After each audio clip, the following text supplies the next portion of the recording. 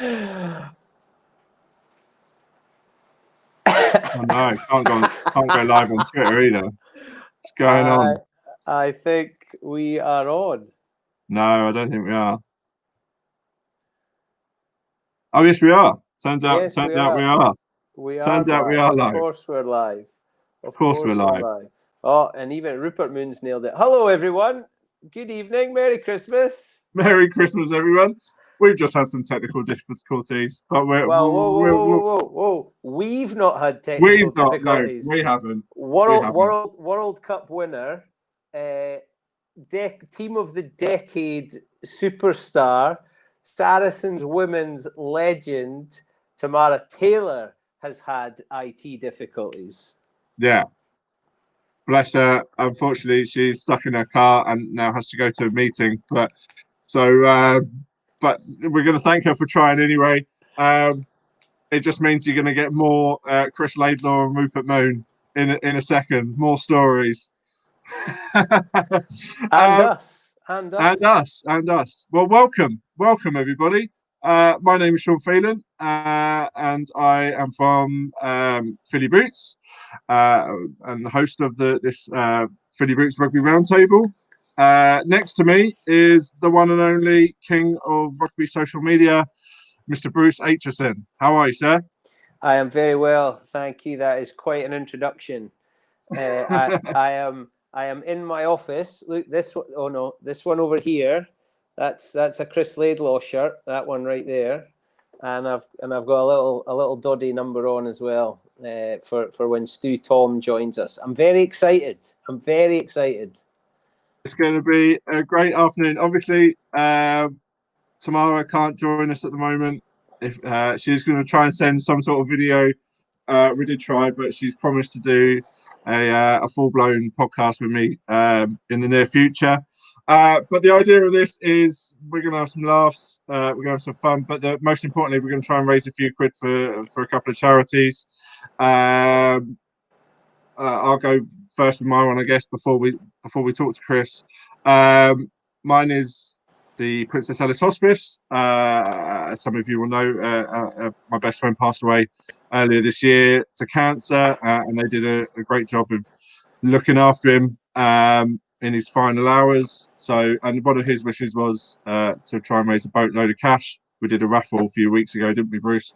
And we raised about $2,500. But so that's the idea of this, is that we have a few laughs, but we raise a few quid at the same time. So if you want to donate to the Princess Alice Hospice, the links on the screen, we'll put them in the comments and everything else as well. But also, if anyone does donate between now and the 23rd, make sure you put FYB or Happiness is Egg-Shaped in the comments on the Just Giving page to either this or Chris's charity, and you'll be entered into a draw to win a £75 voucher from supporters of the show rugby store. So whether you donate £1 or £100, it's all the same. You all get put into a hat, and hopefully you'll get a nice little Christmas present a couple of days early.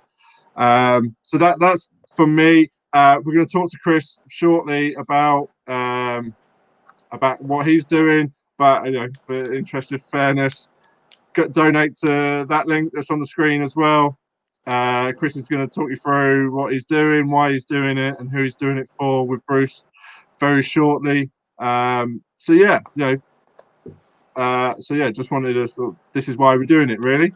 How much of a legend though is Tamara Taylor? Right, she's had an absolute shocker. She was keen to come on and has training tonight, so was having to leave early anyway, because she's got Sari's training, and she sent us a video on WhatsApp in kit as well for us to try and play, because she's got her pre-training meeting to go to. She is an absolute legend. I think she is just awesome. She's so positive, such a phenomenal role model. Team of the decade, not just like team of the tournament or team of the year, team of the decade. That's bonk, and a World Cup winner. Like how the question that would have peaked this podcast. The question I wanted to ask was, how does it feel the morning after winning the World Cup? If you're watching this tomorrow, send in the video to that answer, or we'll save that and we'll come back to it when we do have a chat. Hopefully, very soon. Is it an extreme? Is it, I am a World Cup winner, I can do whatever I want, and I'm going to McDonald's for a breakfast, even though it's 11:30, I'm getting a breakfast in McDonald's? Or is it, oh, I won the World Cup yesterday, and today is just another day? Like, how do you manage that? It must be. But being you win the World Cup, that means you're the best in the world. Did you ever watch The Simpsons? You're a Simpsons fan? Oh, beer. There's an episode where Bart's talking to Homer about trying, and Homer says there's no point in trying because there's always going to be millions of people better than you at something. But Tamara Taylor, she won the World Cup and is in Team of the Decade. So there was nobody better than that's beast. And that's I'm not sure. I'm not even the best in my house. Never mind the best in the world. That is unbelievable. So anyway, enough of my Tamara Taylor loving. I think she's class, and like being. I think she's also going to get. I think she's also going to get an injunction out on you as well. Well, join the queue, Tamara. Join the queue. Right, shall we bring some guests on? Yes, absolutely. I'm excited for this. Let's bring into the chat Chris Laidlaw and there he is. 24 caps for Wales, Rupert Moon. Look at this. How are we, gentlemen? All good. Look how handsome the screen's got now. Yeah. Yeah. Right, let's start with C. Laidlaw.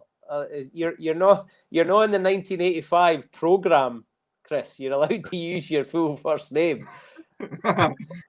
Although you'll be like me. Have you got any middle initials? I do, yeah. It's Robert. Oh, Robert. Like, if you let me go off, I'll put it on it. No? Rupert, you must have a few middle names. Yeah, I've got Rupert, Henry, St. John, Barker, Moon. Yeah. Whoa. I got is there enough room on a driving license application? Whoa. I got off lightly. My brother's Richard Henry Quentin Barker. My sister is Estelle Annette Augusta Barker. So I think I got the best deal there. But my dad did tell me that he wanted to call me Hector, and my mum wasn't having any of it. And I was like, "Oh, I see myself as a Hector Moon."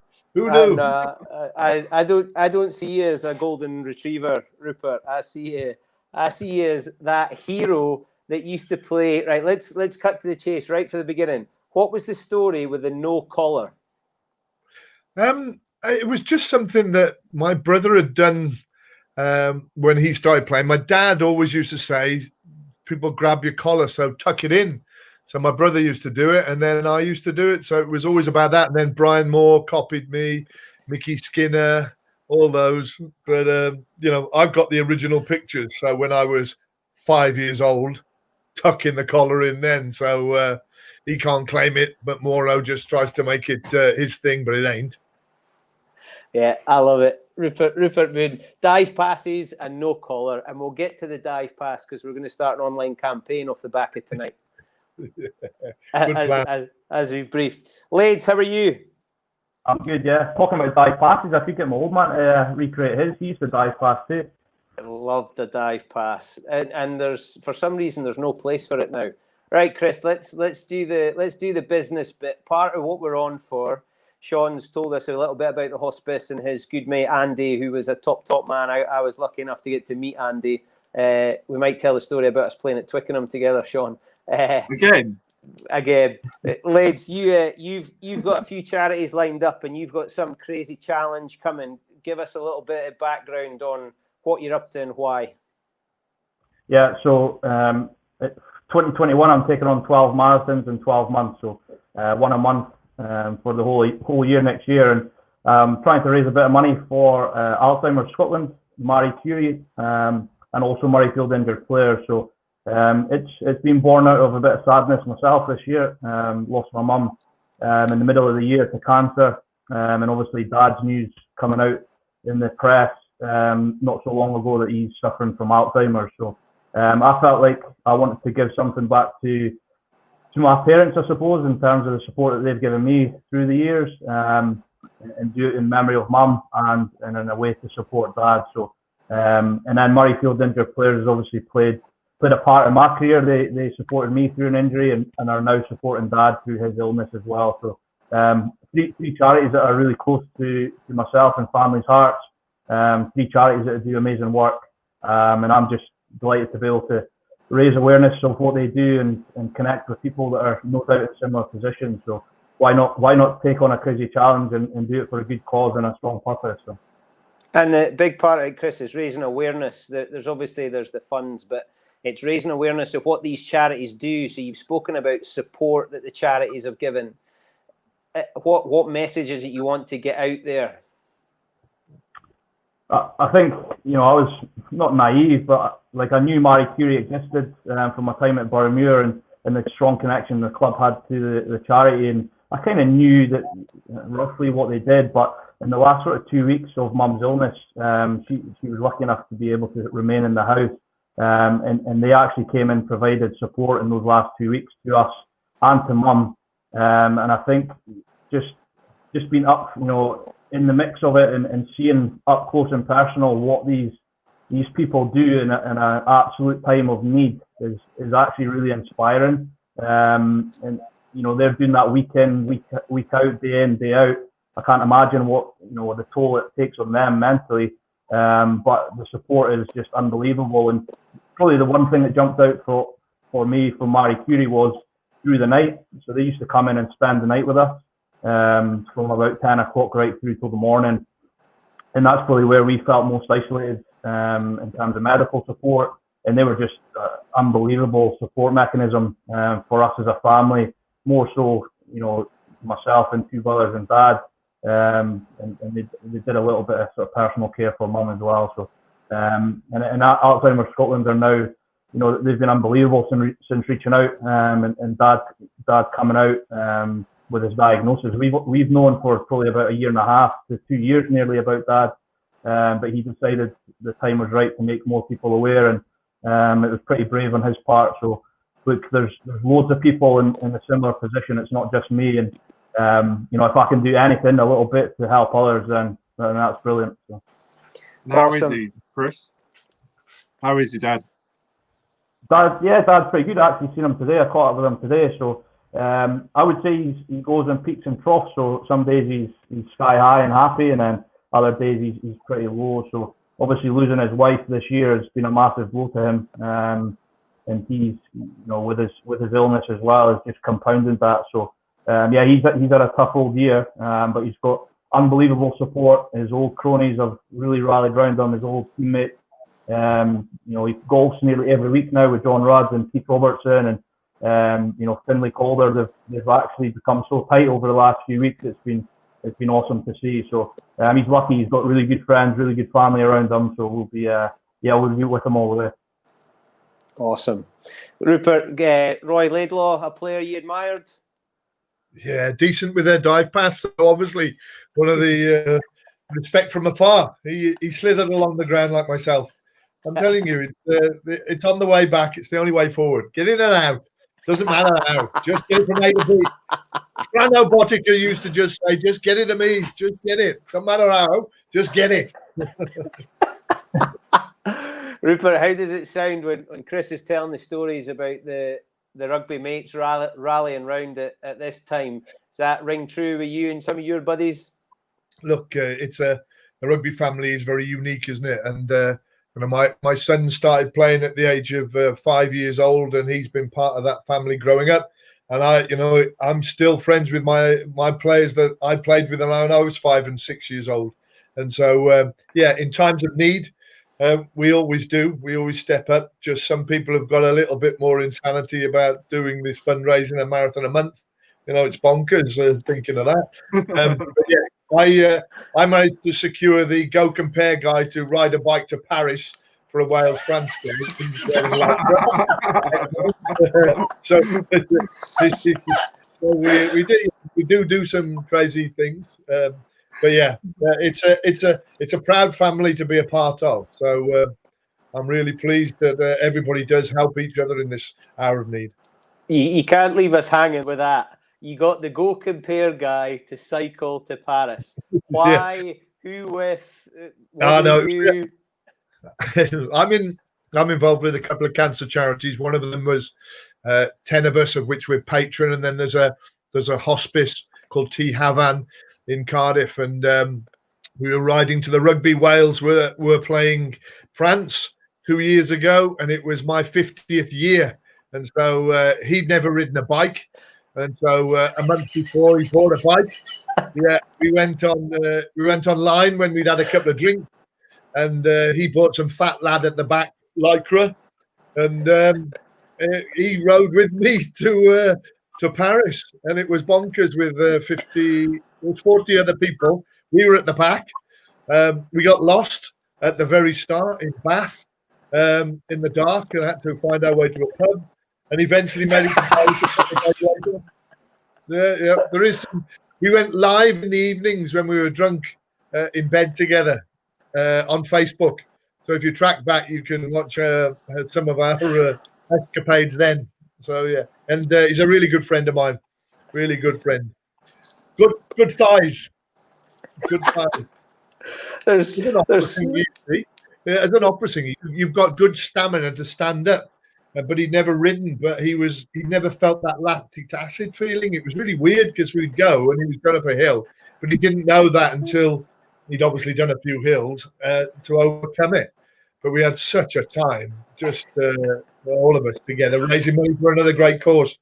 See if you told that story out with rugby people, you'd get locked up, man. You'd be like that. But in rugby, it's just I cycled to Paris with the Go Compare guy, and I slept with him, and we put it on Facebook Live, and it's just accepted as that's what happens. That's just the norm. He was the guy that walked down the field singing "Bread of Heaven" with the flag against the All Blacks when the All Blacks in 2005 allowed us to do the anthem after the haka, even though they should allow every team to do their anthem after the haka, not leave it to the last thing. So yeah, he was the guy that walked down the field, and then not long after became the Go Compare guy. Who knew the Go Compare guy loved rugby and loved Rupert Moon? Well, everybody loves Rupert Moon. Chris, your big brothers still going. Chris, your big brother's in New Zealand. Yeah. What's he doing? What's he up to? Good question. Who knows? You said you were trying to get him on. He's probably ducking and diving, but he's head coach at All Black 7, so he's had a pretty different year, haven't we all? But they've just had a sort of internal competition run by Red Bull last weekend, actually, which looked pretty cool. So I think this is about the third year they've run that. But this is the first year they ran it with the full-time contracted players involved. So by all accounts, it was a pretty awesome week and weekend of training and rugby. So I think they use it a little bit as a talent ID, but so that's about the only sort of competition he's had this year, obviously with the World Series being put on hold and the Olympics being postponed. So he's got everything across. The Olympics is going to go ahead, obviously. So otherwise, that will put pressure on the all sevens programs, no doubt. But he's pretty good. He reckons he's going to join in one of the marathons remotely, so we'll connect up and do it together, hopefully on one of them, which would be pretty cool. Right. So is there a bit of brothers outdoing each other? Because your brother Clark has just done something very silly for charity. He can't do the physical stuff, though. He's just got to launch himself out of a plane. I could not believe it. I've known Clark for a long time. I could not believe he jumped out a plane. I know it was for charity, and people do silly things like run 12 marathons. But did you look at that and go, "That's too easy. I'm going to run 12 marathons"? I wouldn't say I said it was too easy, but I knew after he was all full of it after, saying, I'll do plenty more. Before it, he was shitting himself. But yeah, it's typical him with all Billy Big Balls after it. But yeah, I would rather go through the physical pain than throw myself out of a plane, I reckon.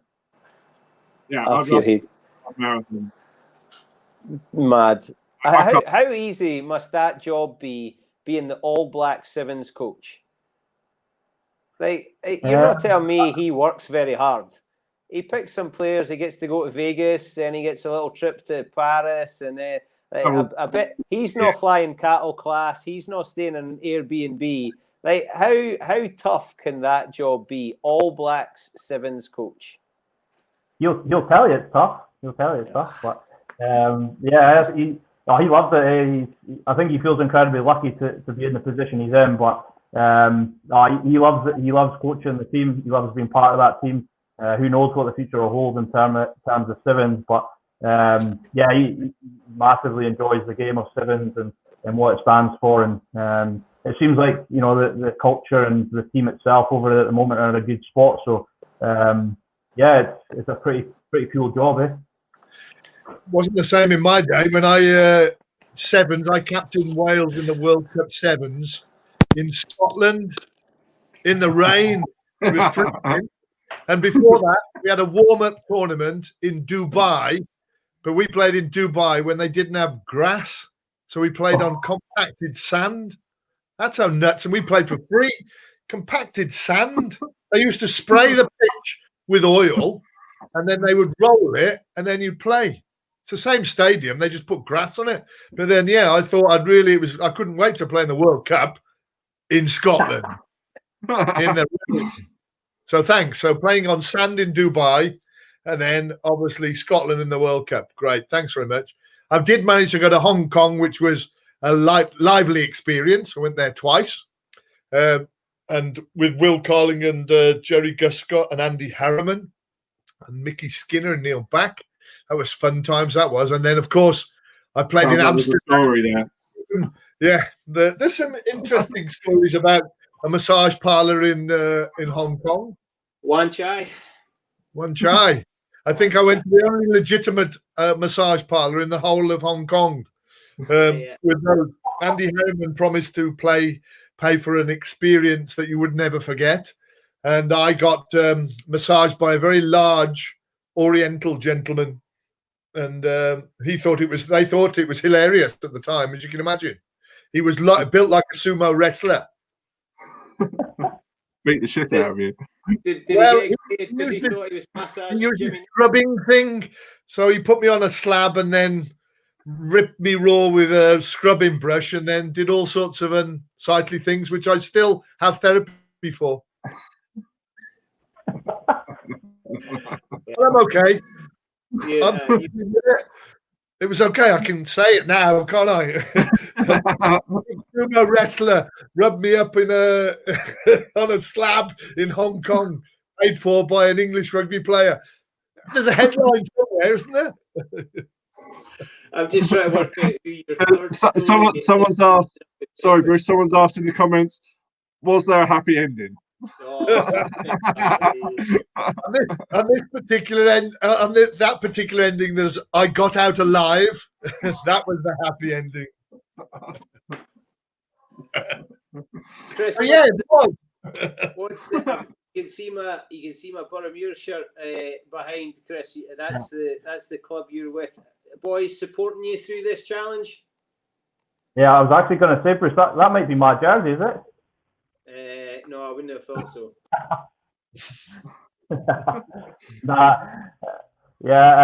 We've got a couple of boys that are going to run the first one with me yet. So Craig Keddy, who probably is the oldest player at Boroughmuir, if I'm correct at the moment, present player. So yeah, he's going to run, and Jordan Edmonds Jr. is going to join in for the first one. So they've actually been out helping me train a fair bit as well, which has been awesome. And that's been a really good part of it, just getting out and actually having a conversation with boys that you maybe don't see so often anymore due to the COVID restrictions, and being able to socialise. So it's a pretty bizarre way to socialise, you could argue, running long distance. But yeah, just having the support of them has been awesome, and actually the club itself have got right behind it. They're going to open the club rooms on New Year's Day, and hopefully get a few people down. So that'll be awesome. When is the first one? Yeah, New Year's Day, 1st of January 2021.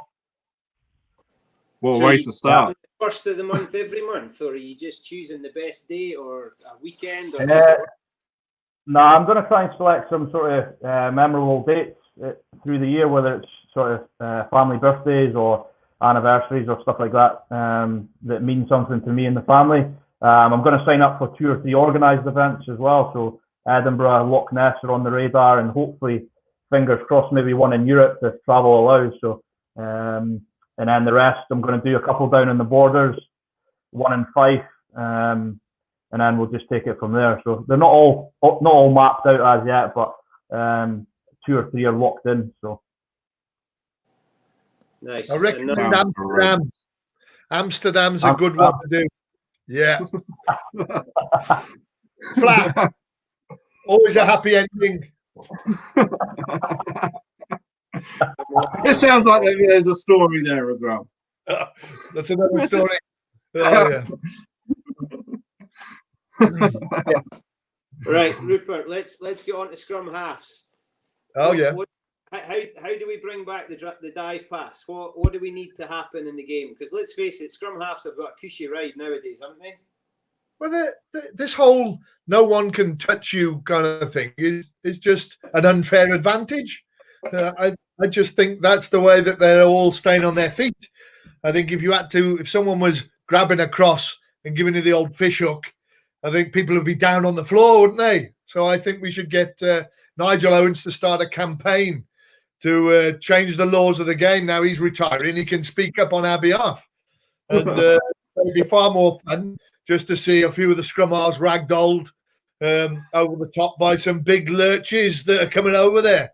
It was a pleasurable experience to be yanked and as it comes in, as you get down. So slipping and sliding, it's the only way forward. Maybe I should do some videos and clips of me sliding around in water or oily situations and put them online and see if people will go for it. How much do you watch now and think, I could have box kicked in these conditions? Yeah, I could. I don't think I could have ever box kicked. That was my big problem. I always use the bad weather or a weak pack for my bad kicks. So I'd be afraid because the focus, you have to get it right all the time. So look, the kicking game is really important. I think the more you kick, the more you win.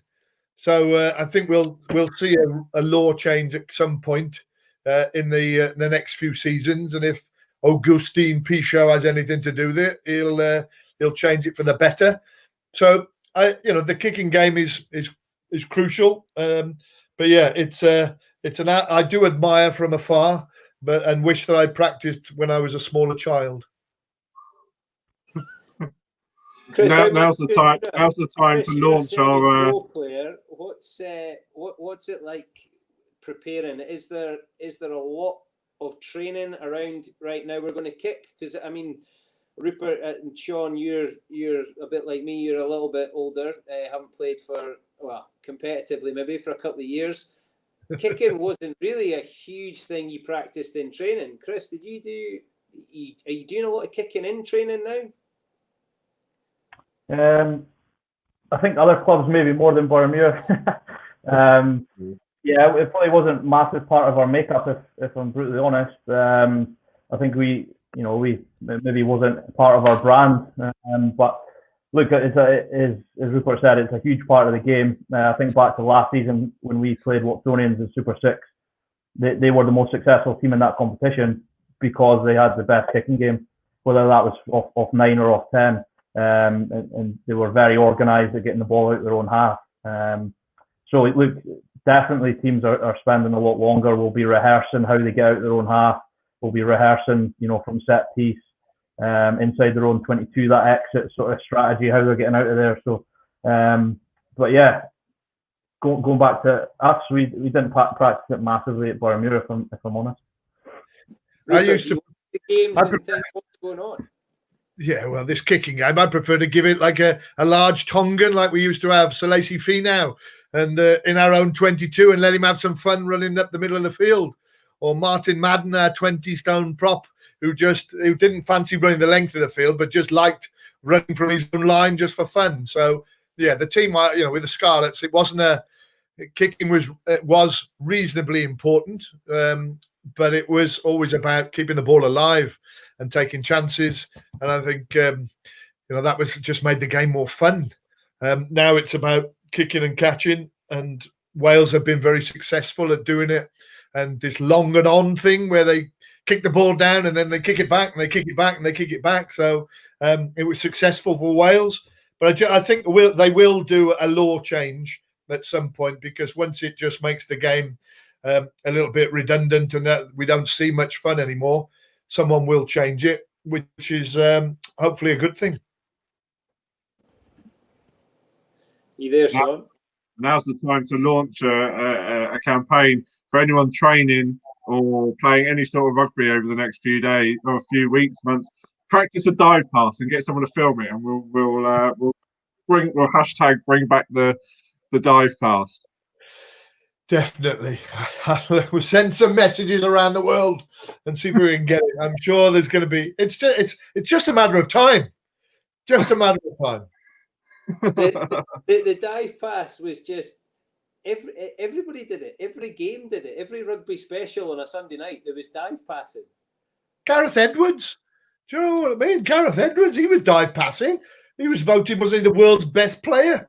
It was good enough for him. Not knocking it. Oh, Chris's old man was dive passing. That's because he couldn't pass with the left hand, though. The pass khaki handed. Can you remember? Were you alive when your old man was playing? Was he still going? Nah. I've just had to revert back to some old VCRs, unfortunately. So yeah, I just like seeing the clip. There was one on Twitter last night. The old man scoring his 2 tries in the '84 Slam in Ireland. So So unfortunately, didn't get to see him play live, but I have seen plenty of clips and videos. The '84 Grand Slam video was a favourite of mine when they were singing in Ireland after they won the Triple Crown.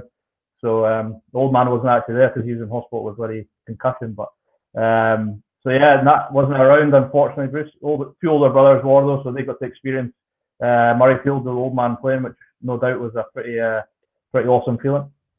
The old man, I remember seeing him after one of the games in the Boroughmuir clubhouse. Your mum and dad were there watching, and you'd had a particularly good game. And I went up to your dad and I said, "Chris played well today," and he went, "Aye." And then he started to list all the things you'd done wrong, which I hadn't even seen. Keep it grounded. Mum wouldn't have watched the game, Bruce. She wasn't a huge fan of watching our boys play. She very rarely came to watch because she was too frightened in case we got hurt. So it was quite funny when we found out that she wanted all our sort of memorial collection to go to Murrayfield injured players, because our whole life she was just like had enough of this thing. But it just probably proves the woman she was. When your old man went away on tour, there's a story, and you may be able to tell us if it's a myth or if it's true. You're from a wee village in the borders town called Jedburgh, and the club's Jed Forest, which has churned out quite a few decent scrum halves and players in their time. But because your dad played in the amateur era, he was away for weeks and weeks on tour, wasn't he? How did the town rally around the family? Well, it's unbelievable, some of the stories that. So he was an electrician, so he was still obviously doing his day job, and his employer at that time was incredibly good to Dad, gave him the time off to go and train and go away on tour. And one of the stories that jumps out to me was, I think it was after the '84 Grand Slam, actually, is when they won the Grand Slam on the Saturday. He was wiring the public toilets in Jed on the Monday.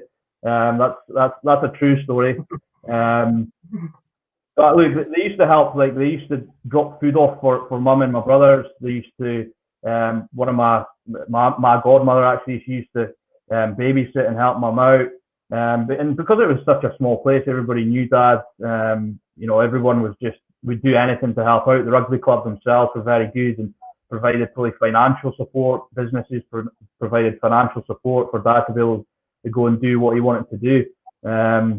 One story on Dad, his biggest regret is he once got invited to go to Wimbledon to the Royal Box, but at that time they just couldn't afford to get there, so they didn't end up going. But if you ever ask Dad what his biggest regret was, that's right up there. No going to Wimbledon. Rupert, is that the rugby you think of? Community rallying round? Yeah, well, in Cletley, you used to be able to get to the side door of the wine bar, and they'd let you in the side door for free, which was a bonus. La Caprice, still there today. Knock the door. Come on in, boys. That's the only way.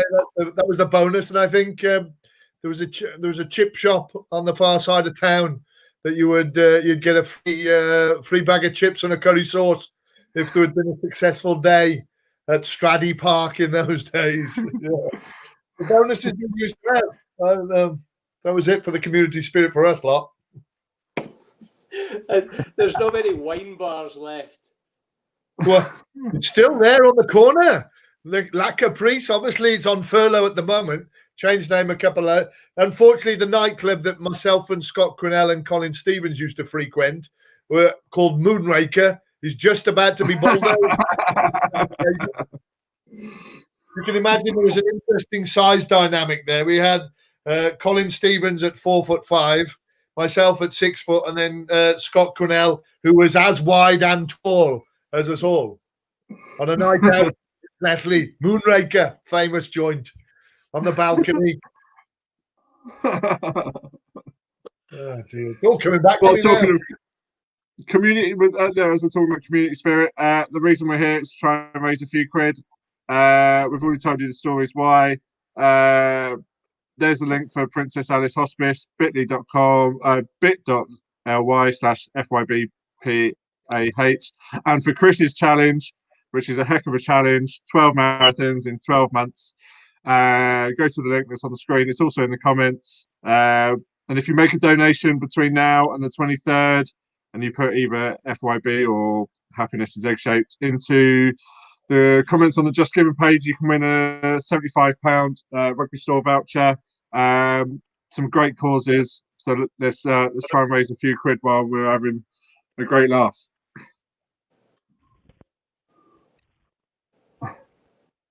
So, Chris, when does the Super Six season get back underway at any point?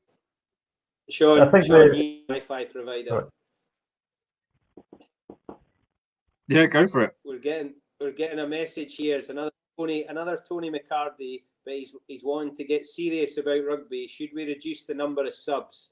Chris, should we reduce the number of subs? Yes, is a short answer, I reckon. They'll get more people playing, more teams playing potentially. You end up, like I think back to last season, I think we had seven or 8 subs, albeit it was a new competition and semi-professional. But even back the season before that, you've got so many people just sitting on the pine, potentially not playing, or finding ways that we can have games that run back to back throughout the day, kind of like a New Zealand or an Aussie model where guys can play up or down in the first, second, third, whatever it is.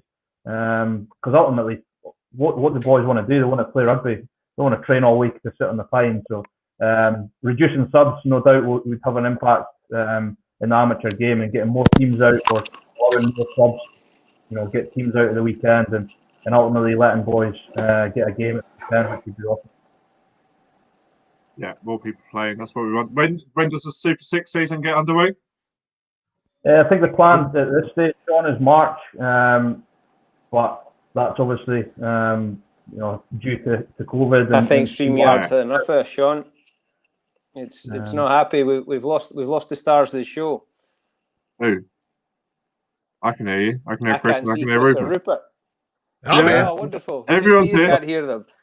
I was reading something about a player, and I won't say who it was, but they added up all their minutes for the caps that they'd won, and they'd won over 40 caps, but it only came to about a dozen full games. Youch. Sam Kane. No, Sam steady. Kane. No, because he's got 70 All Black caps, but 55 of them were off the bench. Yeah, because they have this with this whole openers and closers or starters and finishers. Yeah. It is a different game, and I know Brian Moore used to talk about the danger of bringing half a new team on against a team that's tired and doesn't have the ability to change. And I agree. I'm with you, Chris. I think it would be a better game if we only had a few subs. If you had two, I'd be up for that.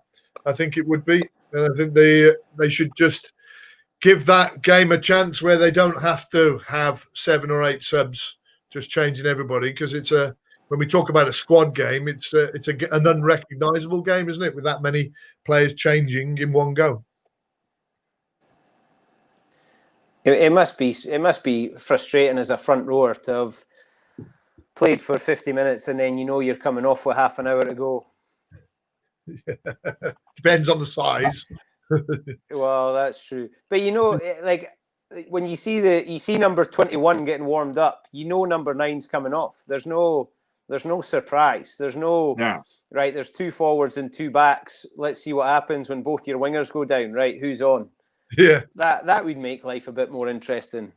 Yeah. Well, doesn't Joe Marler tell a story on the Lions? Off goes down, and you've got 3 front rows and a winger on the bench.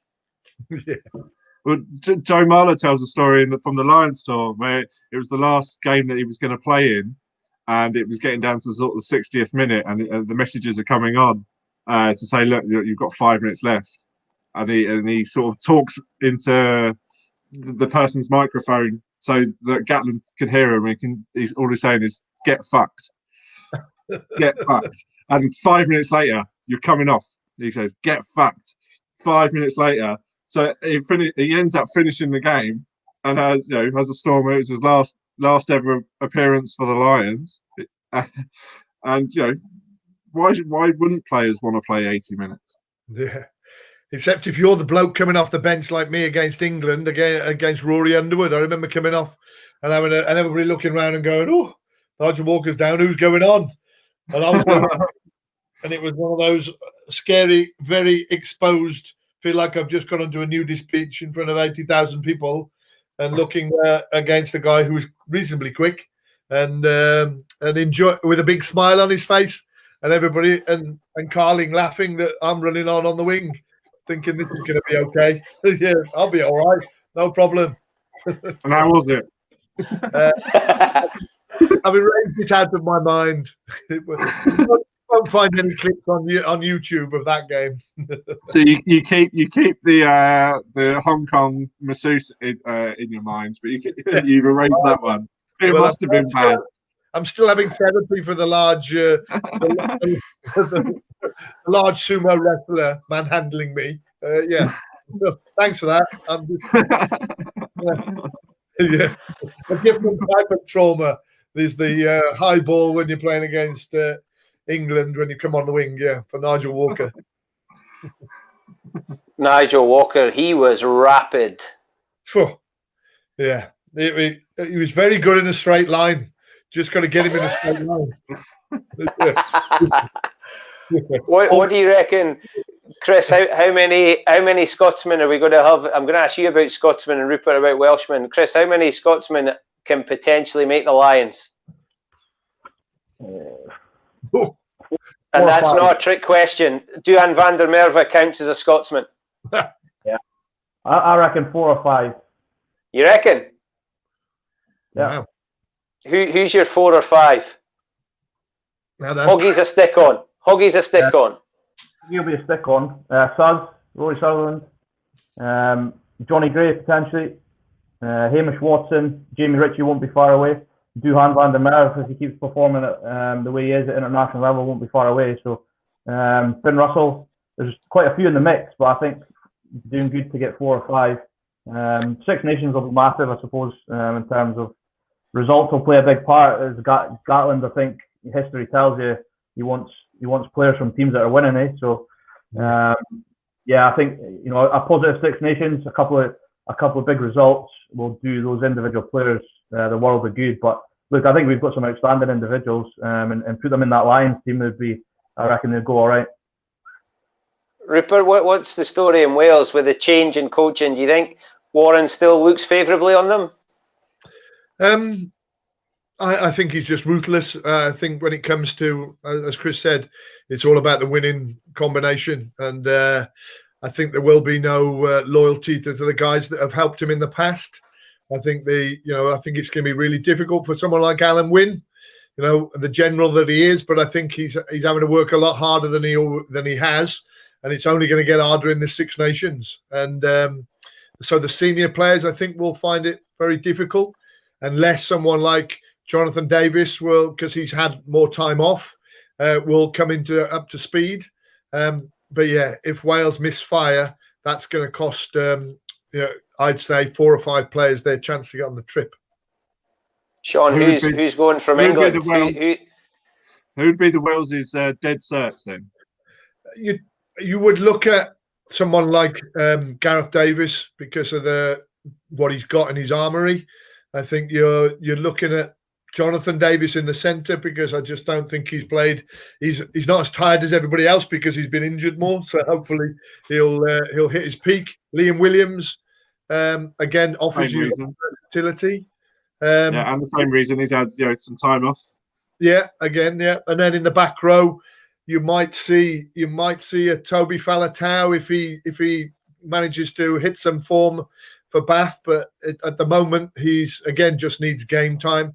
And then the rest of the guys up front, I think they're just newbies, and they haven't got enough miles on the clock to go to a place like that. And I don't think we've been dominating yet enough up front. And so, it's not as many as in the past. Let's put it like that. How many English are you taking, Sean? Oh, it's more than half, isn't it? It's going to be more than half. Could be the squad. All 23 of them. But, do you think they can for another coach though? Yeah, of course they can. It's a Lions tour. If you can't get up for a Lions tour, then what's the point in playing rugby? I'm not saying they can't get up for it. Does Warren want Eddie's boys? Yeah, of course. Why wouldn't you? They're World Cup finalists. They've won everything over the last few years. And they're seasoned. They're not young and youthful. Some of these guys have been around for 5, 6, or 10 years now. Laws and Launchbury. Oh, look at the caps. When you looked at them, played England. England played Wales in Parker Scarlets. The amount of caps on the field and on the bench was, and they're not oldies. No. They just got a lot of miles on the clock. And going back to Gatland, he wants this. He wants this as the third. He wants it, and he won't care who he takes, and he will get the best out of them without a shadow of a doubt. And so, I just think it's going to be a lean time for a few of the Celtic nations this time round. Yeah, Fred. So just after having the shocker with Tamara Taylor at the beginning, I've just got a message from Stu Tom, who was supposed to be coming on. Stu is the CEO of the Royal Belfast Golf Club, who is in an emergency meeting tonight because I think the proverbial is hitting the fan in Northern Ireland, so it's panic stations. So he's sent his apologies. So in Stu's absence, Rupert, you know Stu. Lage, you might, as a young pup, might have known Stu. He played scrum half for that lot down the road at the Greenyards at Melrose. But Stu's a big mate of Doddy's and does a heap of fundraising for My Name is Doddy. So for Stu, I've got my Newcastle Falcons My Name is Doddy Christmas jumper on. Nice. Because I thought Stu was going to make it. So I'm just going to do a little bit. Stu Tom, I wanted him to come on because, as Rupert knows, he's done a huge amount of organising behind the scenes for My Name is Doddy. We did a series of quizzes through lockdown.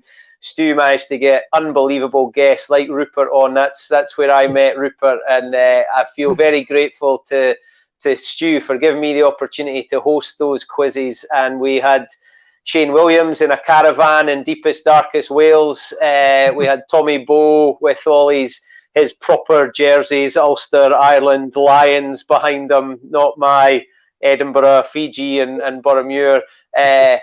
We had some amazing guests, and Stu's done a huge amount to raise money and awareness for My Name is Doddy, and he's about to embark on a ridiculous round Ireland cycle, and he manages to rope in all kinds of people.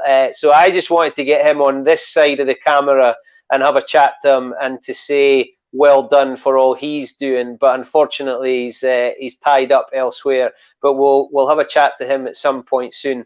Rupert, you've been involved in some of that stuff, and Doddy Weir's obviously somebody everybody has a story about. What's your thoughts and feelings on the big man?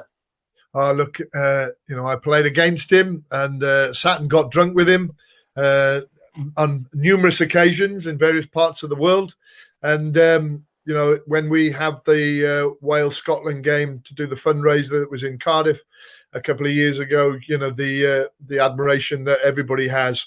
As I think he epitomizes everything that we all want to be, which is, everybody loves him.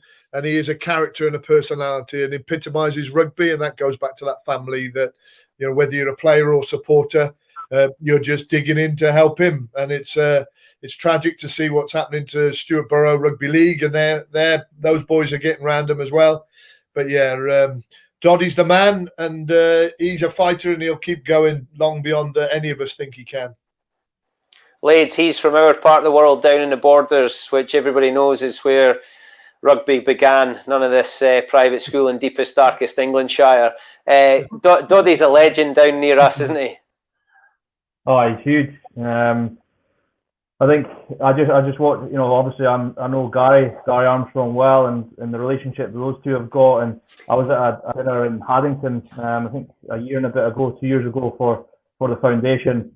And the sort of positive attitude that Doddy has, and is just phenomenal in terms of what he's going through, what his family are going through. I can't even begin to imagine what it's like. But in terms of an icon, a role model for people in the Borders, he's absolutely everything. And it's really incredible to sit back and watch what's all been done in such a short space of time from the foundation's point of view, and then with Rob Burrows stuff happening, and the money that's getting raised. Fingers crossed it can go to a good cause and help find some sort of medication or cure for that horrible disease. So Doddy's a top man, and coming from a small place in the Borders, he's an absolute hero. Doddy and Gary crack me up. I wish Channel 4 had given somebody a camera to follow the two of them around, because they are just gold. And I was hearing a story, they were in Hong Kong. Somebody had bought a signed jersey that had cost them a silly amount of money at Doddy's dinner in Hong Kong. They'd then gone out for a night out with Doddy and Gary, woken up the next morning, and his helper has taken the signed jersey and cleaned it because she thought the jumper was a mess. So I'd taken all the signatures off it. But I think it took him about 3.5 weeks to sober up and then start to feel disappointed about it, because he'd been out on the Guinness with Gaz and Doddy. That doesn't surprise me. Gary Armstrong, what a player. What a player. Sean, big man, I think we've reached the end. I think we have. My kids, I'm getting knocks on the door saying, can the kids go to bed? Yeah. Which is a shame, because we could talk for hours. Yeah. It's been absolutely brilliant. These are good men. Chris, it's been brilliant to chat to you. I don't get to see you as often as I would like to. Chris, I got Chris to come to Boroughmuir. I was the coach at the time, and I'd seen this guy playing and heard a lot about him, and heard he was a good man, and he absolutely is. He's a cracking rugby player as well. And Alana, his wonderful wife, is a great support to him, and I know he's got 2 little brats of his own that he's probably ducked out of having to do the bedtime routine tonight. But Chris, let's just give you a last word on the charity and the effort, and anything you want to put out there to the 4 people that are watching. Yeah, I suppose from my point of view, look, it's a big challenge. So any support that can be lent throughout the year would be much appreciated. It doesn't need to be financial. It's not about the money. It's about raising awareness for these great charities. And if anyone wants to jump in and run some of the marathons or run 10K, that'd be brilliant to get some support. First one's on the 1st of January, leaving from Eggetland. Bruce, that's not far away from you, surely. You could jump down and do 10K? Yeah, I'll bring my bike. Yeah, that's an idea. I'll be your support team. Yeah. Well, every little helps, right? Every little helps. Yeah, top man, Chris. Absolutely brilliant to see you. Thanks for joining us, and all the best for it. I hope it goes well, and have a great Christmas with you and the family. Yeah, thanks very much for having me on. Much appreciated. Rupert Moon. Absolute pleasure to chat to you. It's absolutely superb. We could chat for hours. Let's do this again. There's plenty more. There's got to be more stories we can and can't tell. There are loads more happy endings. The best bit about Rupert is he said, "Oh, I'll only be able to do. Can I just do the early bit? I'll not be able to. I'll have to leave. I'll have to leave." Yeah, an hour later and he's still going strong. Top man, Rupert. Thank you. Brilliant to see you again. Have a great Christmas. All the best to you and the family. Good luck. Take care. And Bruce, thank you to you, mate. You opened up your contact book. You've been a great friend this year and the last few years. Couldn't have done it without you, mate. Yeah, thank you very much. Have a great Christmas, everybody. Look, don't forget, donate to the 2 charities. Let's raise a few quid. Go and try and win yourself a rugby store voucher at the same time. It's all been a crap year for everybody else, but if we can help everybody else at the same time, then we've done our job as human beings. Merry Christmas, everyone. This is the last roundtable for 2020. So it's been a pleasure. We'll be back in the new year with more stories from Rupert. I shall be back.